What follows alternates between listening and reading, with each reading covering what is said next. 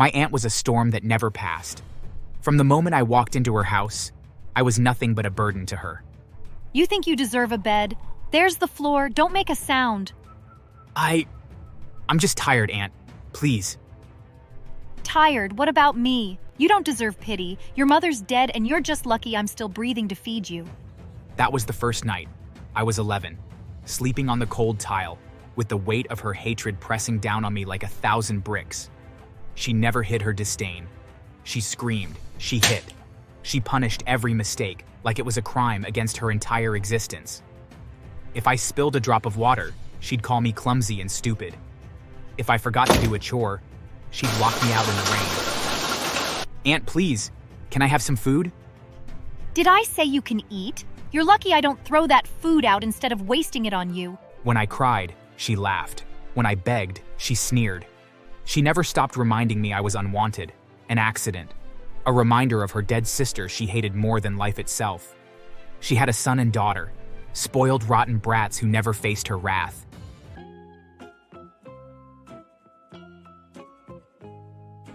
My name is Michael. When Mom died suddenly, after a long illness that took her slowly away, I thought I was losing my whole world. I was only 10. At first, I thought my aunt would be my saving grace. She came around often, visiting, bringing small gifts, and saying comforting words. I trusted her. I thought she would care for me like Mom did. But that kindness was just a mask. After Mom's funeral, things changed. My aunt became cold and distant, like she resented every breath I took. Even her daughter, my cousin Lisa, who I used to think was my friend, started mocking me. Look at you, still crying like a baby. Mom's gone, and you're just a sad little shadow. Your mother owed me a lot, Michael. Don't forget that. You're lucky I'm even bothering to keep you around. I didn't understand what she meant until later. My mom had borrowed money from my aunt when times were tough, and now my aunt made sure I knew I was a debt to be paid. Every mistake I made was an excuse for her to punish me. My aunt was a storm that never passed. From the moment I walked into her house, I was nothing but a burden to her.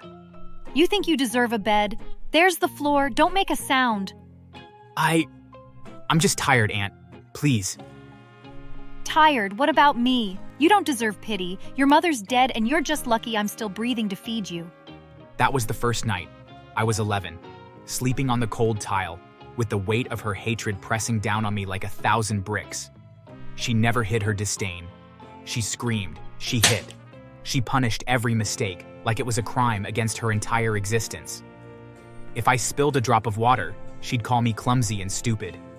If I forgot to do a chore, she'd lock me out in the rain. Aunt, please, can I have some food? Did I say you can eat? You're lucky I don't throw that food out instead of wasting it on you. I learned to survive on scraps, on the leftovers of her cruelty. When I cried, she laughed. When I begged, she sneered. She never stopped reminding me I was unwanted, an accident, a reminder of her dead sister she hated more than life itself. She had a son and daughter, spoiled, rotten brats who never faced her wrath. One time, I found her beating me over a broken glass while her son was playing video games in the next room. Why does he get to play while I get this? Because he's my blood, you're just a parasite. Years passed like that, a slow decay of my soul. I grew silent, numb, desperate for escape. The neighbors whispered, but no one dared interfere. No one wanted to get involved with her. Birthdays made the difference between us crystal clear. On Lisa's 12th birthday, my aunt wheeled in a brand new bicycle, the kind I had only ever seen in shop windows. Lisa squealed, hugging her mother. Her brother got a video game console the same year, wrapped in shiny paper. Aunt, it's my birthday next week. Could I maybe have a book? Just one? You think money grows on trees? You should be grateful I even let you eat my food. When my birthday came, she tossed me an old pair of socks that weren't even my size. Lisa laughed, pointing at the holes in the heels. One evening, I came home clutching a perfect score on my math test, proud for the first time in months. I thought maybe, just maybe, she would praise me. Instead, her eyes hardened. So you think you're smarter than my children now? No, I wanted you to see. You don't need school. You need to learn to work. That night, She gathered my notebooks and threw them into the fireplace. I watched the flames curl the pages of my dreams into ash. There. No more distractions. You'll never be anything more than what I tell you. One afternoon, I spilled a cup of water on her expensive rug. Look what you've done. Now I have to clean this up. Stupid brat can't even hold a cup. You're lucky you don't sleep in the streets tonight. And that's exactly what happened. She threw me out of the house, shivering in the cold, forcing me to sleep on the porch. I tried to run away to Grandma's house once, desperate for safety. Please, Aunt, I just want to go to Grandma's. No, you're staying here. Grandma has her own troubles. You're mine now. Those were the darkest days of my life, but the worst night of all is burned into my memory. It was cold, the kind of cold that gets into your bones. I was trying to wash dishes after dinner, but my hands were trembling so much from hunger and exhaustion that I dropped one of her plates. Look what you've done, useless boy. She grabbed the broom handle and swung it at my back. I'm sorry, I didn't mean... Sorry doesn't fix broken plates. You're going to learn tonight. She dragged me by the arm, kicked open the back door, and shoved me outside barefoot. You can sleep out here. Maybe the cold will teach you to respect my things. It was freezing. I huddled in a corner, trying not to cry, but the tears came anyway. After a while, I couldn't take it anymore. I ran. I didn't even know where my legs were taking me until I stopped at the cemetery, at my mother's grave. I collapsed beside her headstone and whispered through my chattering teeth. Mom, I can't do this anymore. Please help me. Please. I must have fallen asleep, because when I woke up, it was early morning. The sun was low, and an old woman I'd never seen before was sitting beside me. Go back home, child. Your mother has heard you. She didn't explain, and when I blinked, she was gone. Just like that. I walked back to my aunt's house expecting another beating. Instead, that was the day it started. The first sign was small. My aunt was about to hit me for sweeping too slowly when she froze, clutching her stomach. Why do I feel so hungry? I just ate. The hunger didn't stop. She would eat and eat, but still feel empty, her belly aching as if she hadn't eaten in days. By the third day, she collapsed in the market from dizziness. Then came the cold. In the middle of a hot afternoon, she started shivering violently, her teeth chattering so loud I could hear it from the other room. She piled on blankets, lit the stove, but still couldn't get warm. The neighbors whispered, maybe it's a curse. They were right. Everywhere she went, blackbirds followed, perched on wires above her, hopping along her path. Once, a snake slithered across her kitchen floor while she was cooking. Another time, she opened her wardrobe and a black cat leapt out. After each sighting, something bad happened.